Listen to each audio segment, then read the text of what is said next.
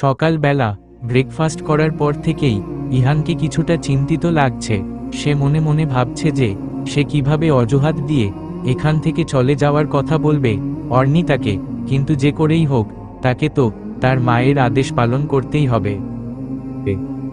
ইহান বিছানায় বসে মোবাইল ঘাঁটছে আর মনে মনে পরিকল্পনা করছে যে কি বলে চলে যাওয়া যায়।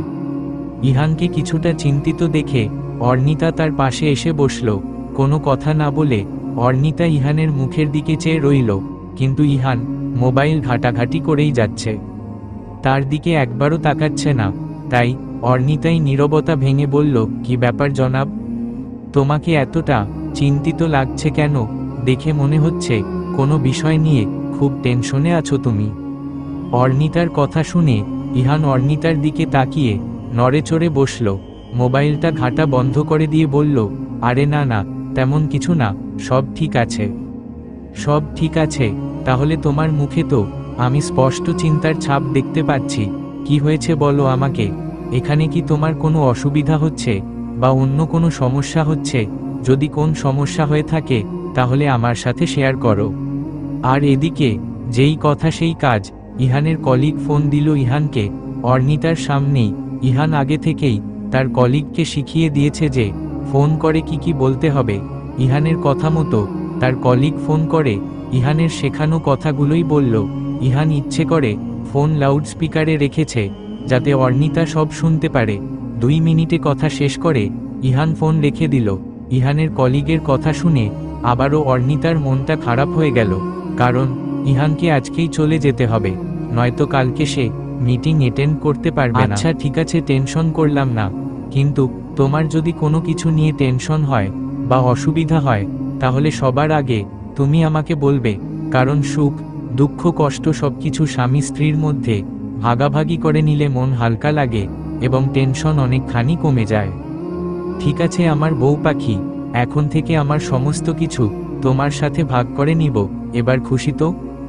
এই বলে ইহান আবারও আলতো হাসল। অর্ণিতাও হাসি মুখে বলল, জনাব, অনেক খুশি।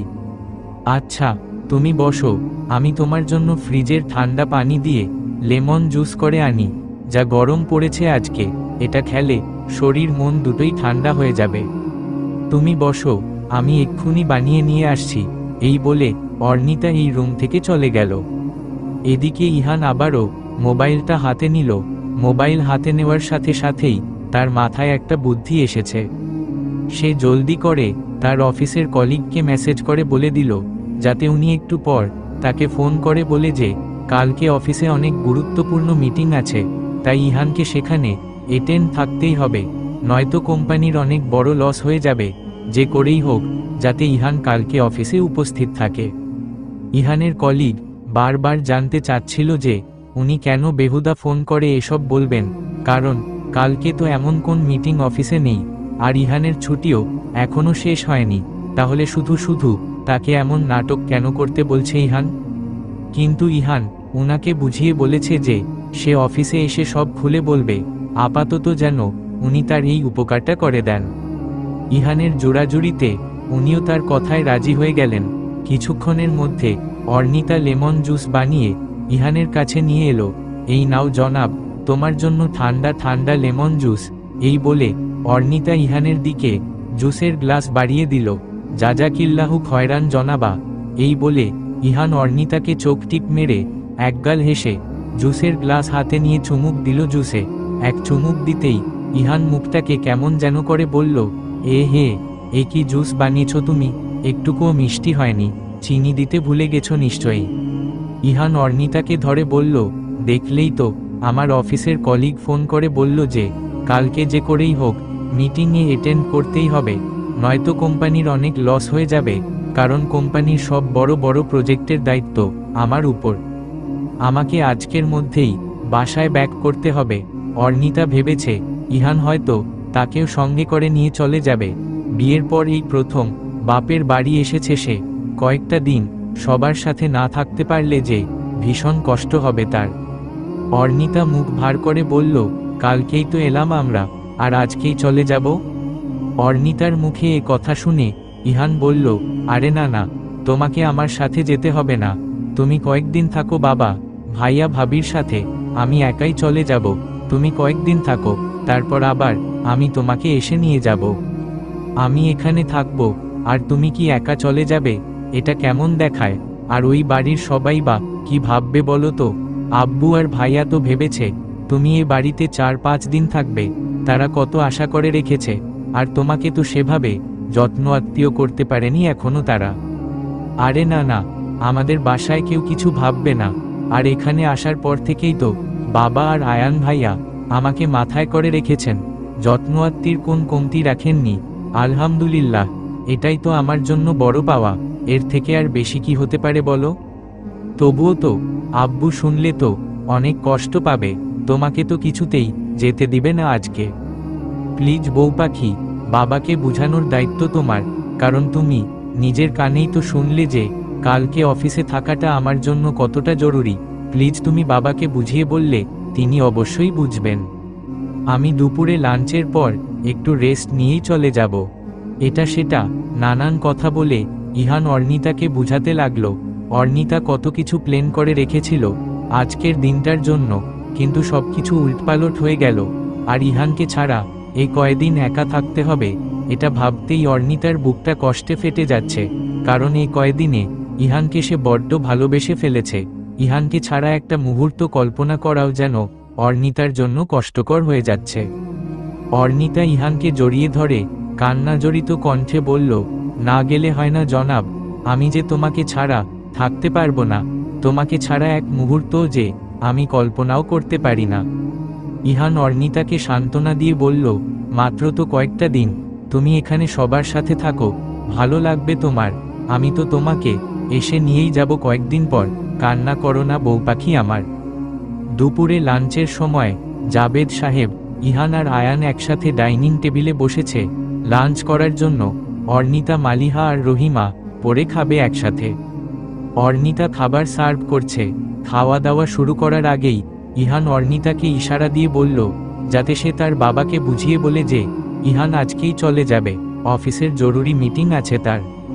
অর্নিতা তার বাবার কাছে দাঁড়িয়ে আমতা আমতা করে বলল, আব্বু তোমাকে একটা কথা জানানোর ছিল। কি কথা মা? আব্বু, ইয়ে না মানে জনাব আজকে চলে যাবে বলছে। জাবেদ সাহেব অর্নিতার কাছে এ কথা শুনে ইহানের দিকে তাকিয়ে বলল, কি ব্যাপার বাবা, তুমি আজকে চলে যাবে মানে? এ বাড়িতে কি থাকতে তোমার কোনো অসুবিধা হচ্ছে বাবা? ইহান সম্মানের সাথে বলল, আরে না না বাবা, কি যে বলেন, অসুবিধা কেন হবে? আলহামদুলিল্লাহ, কোনো অসুবিধা হচ্ছে না। আপনাদের সবার এত আন্তরিকতায় আমি খুবই খুশি, আলহামদুলিল্লাহ। কিন্তু বাবা, কালকে আমার অফিসে জরুরি মিটিং আছে, তাই আমাকে চলে যেতে হবে। একটা মিটিং ক্যান্সেল করলে কিছু হবে না।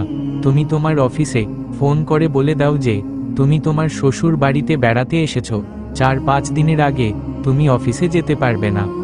জাবেদ সাহেবের মুখে এ কথা শুনে ইহান মনে মনে বলল, হে আল্লাহ, এ তো মহা মুশকিলে পড়ে গেলাম। শ্বশুরের মুখের উপর তো এত বেশি কথা বলা যাবে না, অর্নিতাকে দিয়েই বুঝাতে হবে উনাকে। এই বলে ইহান আবারও অর্নিতাকে ইশারা দিয়ে বলল যাতে সে তার বাবাকে বুঝায় যে করেই হোক ইহানকে চলে যেতেই হবে। এদিকে বাবার কথার সাথে তালে তাল মিলিয়ে আয়ানও ইহানকে যেতে না করছে। কিন্তু অর্নিতা তার বাবা আর ভাইকে বহু কষ্টে বুঝিয়ে সুঝিয়ে রাজি করিয়েছে যাতে ইহানকে যাওয়ার অনুমতি দেয়। আজকে না গেলে নাকি অফিসের অনেক বড় ক্ষতি হয়ে যাবে। তাই আর কোন উপায় না পেয়ে জাবেদ সাহেব আর আয়ান শেষমেশ রাজি হলো ইহানকে যেতে দিতে। অনুমতি পেয়ে যেন স্বস্তির নিঃশ্বাস নিল ইহান। দুপুরে লাঞ্চ শেষ করে কিছুক্ষণ রেস্ট নিয়ে এবার ইহান রেডি তার মায়ের কোলে ফিরে যাবার জন্য। নতুন বউটাকে সে বাপের বাড়িতে একা রেখে যাচ্ছে, তবুও যেন একটুকুও খারাপ লাগা কাজ করছে না মনের মধ্যে। মানুষের তো নিজের বউকে ছেড়ে যাবার সময় ন্যূনতম হলেও কষ্ট লাগে, কিন্তু কোনো কষ্ট অনুভব হচ্ছে না তার মনে।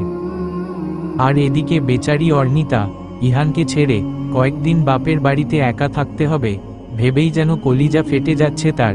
কিছুতেই মন মানছে না ইহানকে যেতে দিতে। অর্নিতার মন চাচ্ছে ইহানকে তার কলিজার ভেতরে ঢুকিয়ে রাখতে, কিন্তু সে নিরুপায়। ইহানকে ধরে রাখার সাধ থাকলেও সাধ্য যে তার নেই। এই কয়েকদিনে যে বড্ড ভালোবেসে ফেলেছে সে ইহানকে, দুনিয়ার সমস্ত টান যেন তৈরি হয়েছে তার মনে ইহানের জন্য, কিন্তু এদিকে ইহান কোনো টানই অনুভব করছে না অর্ণিতার জন্য। সে তার মায়ের কাছে ফিরে যেতে পারলে যেন বাঁচে। চোখ থেকে অনবরত পানি পড়ছে অর্ণিতার, মন চাচ্ছে ইহানের সাথেই আবার ফিরে যেতে, কিন্তু ইহান তাকে সাথে করে এখন নিয়েও যাবে না। এবার ইহানের যাওয়ার সময় হয়েছে। অর্ণিতা তাকে জড়িয়ে ধরে কেঁদেই যাচ্ছে, কিছুতেই ছাড়তে মন চাচ্ছে না। ইহান অর্ণিতাকে বুঝিয়ে সুঝিয়ে কান্না থামিয়ে বলল, মন খারাপ করো না, আমি তোমাকে কয়দিন পরে এসেই নিয়ে যাব, সাবধানে থেকো। এবার আমি যাই না, বলো আসি? আসি। এই বলে ইহান অর্ণিতার রুম থেকে বেরিয়ে ড্রয়িং রুমে এলো। জাবেদ সাহেব আর আয়ানও সেখানেই আছে। আয়ান ইহানকে বাস স্ট্যান্ড পর্যন্ত এগিয়ে দিয়ে আসবে। অর্ণিতাও ইহানের পিছু পিছু ড্রয়িং রুম পর্যন্ত এলো। মালিহা তো আর ইহানের সামনে আসতে পারবে না, তাই সে পর্দার আড়ালে দাঁড়িয়েই ইহানকে সাবধানে যেতে বলল। ইহান সবার কাছ থেকে বিদায় নিয়ে বেরিয়ে পড়ল। ইহানের সাথে আয়ানও আছে, সে বাস স্ট্যান্ড পর্যন্ত ইহানের সাথে যাবে। ইহান বাসা থেকে বেরিয়ে যেতেই অর্ণিতা ড্রয়িং রুমের জানালার কাছে গিয়ে দাঁড়ালো, কারণ এখান থেকে রাস্তাটা বেশ ভালো করেই দেখা যায়। জানলা দিয়ে যতক্ষণ ইহানকে দেখা গেল, অর্ণিতা ততক্ষণ রাস্তার দিকে চেয়ে রইল। কিছুক্ষণের মধ্যেই ইহান অর্ণিতার চোখের আড়াল হয়ে গেল, আর ইহানকে দেখা যাচ্ছে না। চোখ দিয়ে টপ টপ করে পানি পড়ছে অর্ণিতার। মালিহা অর্ণিতার পিছনে এসে দাঁড়ালো। মালিহা ভালো করেই বুঝতে পারছে যে অর্ণিতার মন অনেক খারাপ, আর সে কান্না করছে। মালিহা অর্ণিতাকে তার দিকে ঘুরিয়ে চোখের পানি মুছে দিয়ে বলল, চলো তুমি আমার সাথে, আমার রুমে চলো। মালিহা অর্ণিতাকে তার রুমে নিয়ে গিয়ে বিছানায় নিজের পাশে বসিয়ে বলল, কান্না করো না বনু, আমি জানি ইহান তোমাকে ছেড়ে একা চলে গেছে দেখে তোমার মন খারাপ লাগছে। আমিও তোমার কষ্টটা অনুভব করতে পারছি, কারণ আমিও তোমার ভাইয়াকে ছেড়ে এক মুহূর্ত থাকতে পারি না। বাবার বাড়িতে গেলেও মনটা এ বাড়িতেই পড়ে থাকে আমারও, তাই তোমার কষ্টটা আমি বুঝতে পারছি।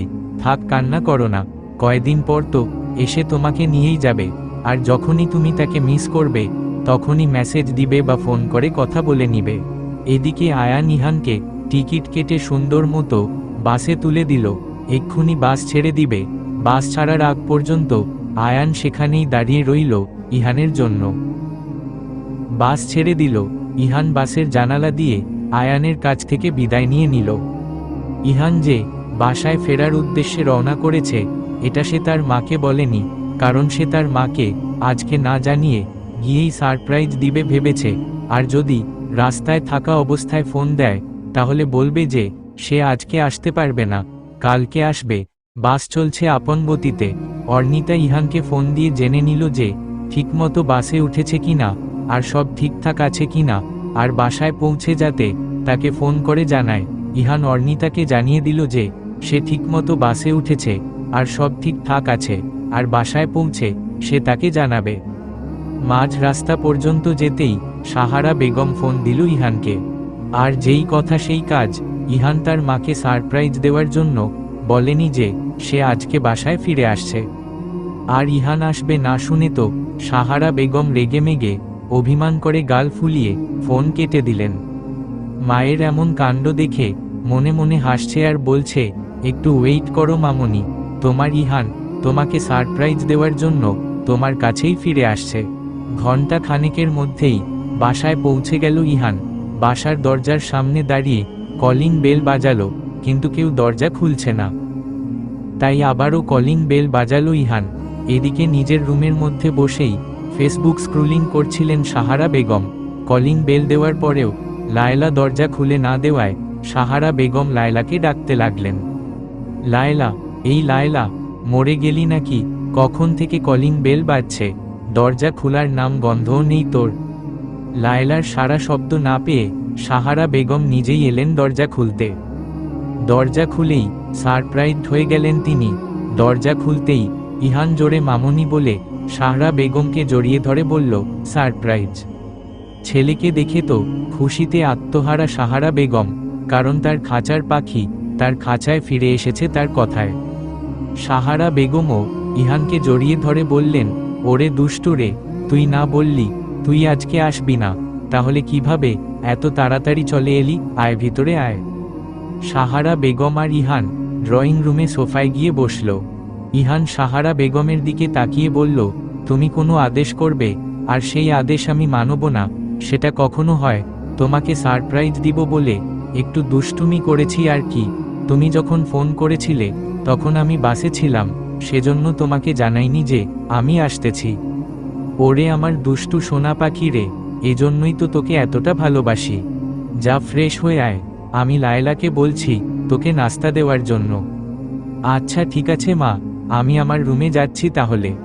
এই মুহূর্তে নিহা ড্রয়িং রুমে এসে ইহানকে দেখে অবাক হয়ে বলল, কি ব্যাপার ভাইয়া, তুই এখানে কি করছিস? তুই না ভাবির সাথে ওর বাপের বাড়িতে গেলি কালকে, আর আজই চলে এলি? ভাবি কোথায়? হ্যাঁ চলে এসেছি, আর তোর ভাবি আসেনি, ও ওর বাপের বাড়িতেই আছে, আমি একাই এসেছি। এটা কেমন কথা ভাইয়া, একদিনও শ্বশুর বাড়ি থাকলি না, আবার ভাবিকেও একা রেখে চলে এলি? এমন কাণ্ড তো জীবনেও দেখিনি। বড় ভাইয়াও তো তার বিয়ের পর ভাবিকে নিয়ে শ্বশুর বাড়িতে 4 দিন থেকে তারপর ভাবিকে সঙ্গে করে নিয়ে এ বাড়িতে এসেছিল। তাহলে তুই কেন চলে এলি? কি এমন রাজকাজ পড়েছে যে তুই 2 দিনও ওই বাড়িতে থাকলি না, নিজের বউটাকে একা রেখে চলে এলি? ইহান কিছু বলতে যাবে তার আগেই সাহারা বেগম নিহাকে চোখ রাঙিয়ে বললেন, বড়দের সাথে কিভাবে কথা বলতে হয় সেটাই দিন দিন ভুলে যাচ্ছিস নিহা।